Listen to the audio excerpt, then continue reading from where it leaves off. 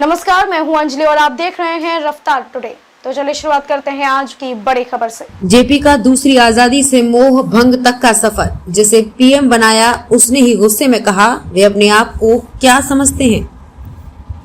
साल 1977 का एक सामान्य दिन, अचानक आम चुनाव की घोषणा हो गई।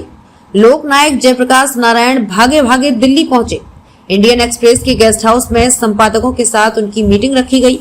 लोकनायक चुनाव के बहिष्कार का मन बना चुके थे।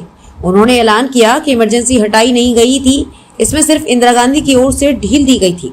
उनका सवाल था कि आखिर ऐसी परिस्थिति में निष्पक्ष चुनाव कैसे हो सकते थे। उन्हें ये देखकर आश्चर्य हुआ कि उनके अलावा सर्वसम्मति चुनाव लड़ने के पक्ष में थी।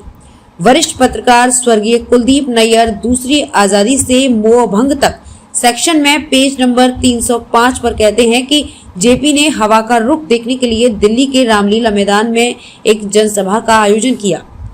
इतनी विशाल भीड़ शायद ही पहले कभी इस मैदान में देखी गई। मैदान के अलावा आसपास की सड़कों पर जनता का सैलाब उमड़ पड़ा। लोकनायक जनता का अगाध समर्थन देखकर गदगद हो गए। उन्होंने वरिष्ठ पत्रकारों और बुद्धिजीवियों से उम्मीदवारों के नाम प्रस्तावित करने का अनुरोध किया। जेपी की मंशा थी कि राजनीति के उद्देश्यों को ध्यान में रखकर अच्छे, संस्कारी और साफ सुथरी छवि के लोग राजनीति में आए। जेपी को निराशा हाथ लगी, वे इस पर अमल नहीं करवा पाए।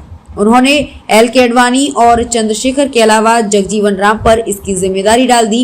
ये तीनों नेता उम्मीदवार के रूप में अपने अपने आदमी चुनने में लग गए। जेपी ने साफ कर दिया कि वे उसी शर्त पर चुनाव में जाएंगे जब सभी विपक्षी पार्टियां एक होकर चुनाव लड़ेंगी।